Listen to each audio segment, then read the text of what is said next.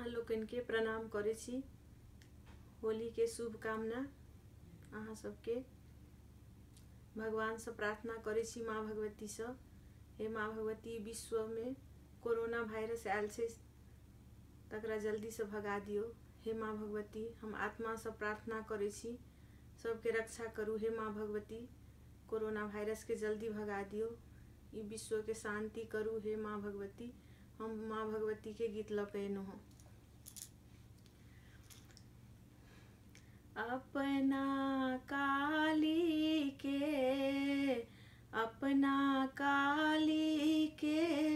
गुलाबी रंग अबीर सोरंग अपना काली के, अपना माता के गुलाबी रंग अबीर सोरंग अपना काली के। कहाँ माना है लौ माता, कहाँ लटा झारा लानी, कहाँ के लनी 16 हो सिंगार अपना माता के, अपना काली के गुलाबी रंग अबीर सोरंग अपना काली के। कोने फूला ओढ़न माँ के, कोने फूला पहिराना,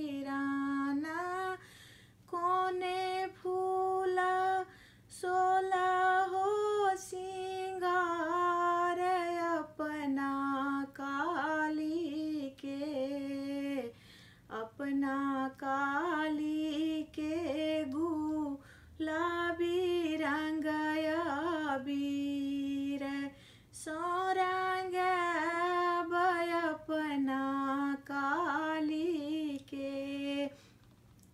बेली फूला ओढ़न माँ के, चमेली फूला पहिराना, बेली फूला ओढ़न माँ के, चमेली फूला पहिराना, अड़हुल फूला 16 हो सिंगार अपना काली के, अपना काली के गुलाबी रंग अबीर सोरंग अपना काली के। कहाँ माना है लौ माता, कहाँ लटा झारा लानी, कहाँ के लनी 16 हो सिंगार अपना माता के, अपना माता के गुलाबी रंग अबीर सोरंग अपना काली के।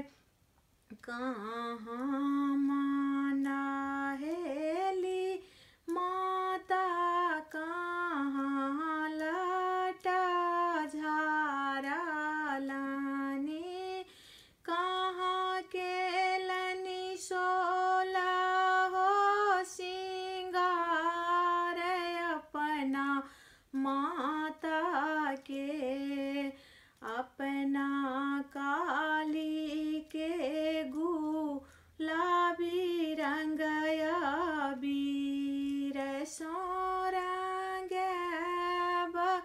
अपना माता के। गंगा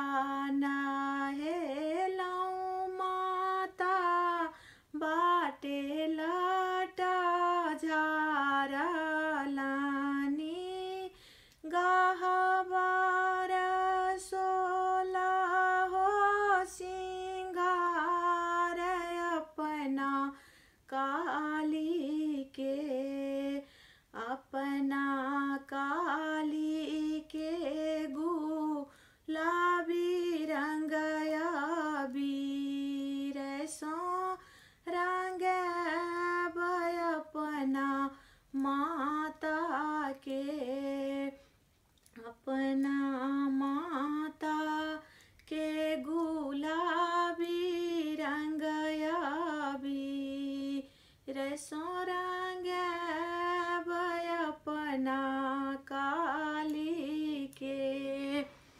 धन्यवाद। केहन लागल से अहाँ सब कमेंट लिखब, सब्सक्राइब करब, शेयर करब। Thank you.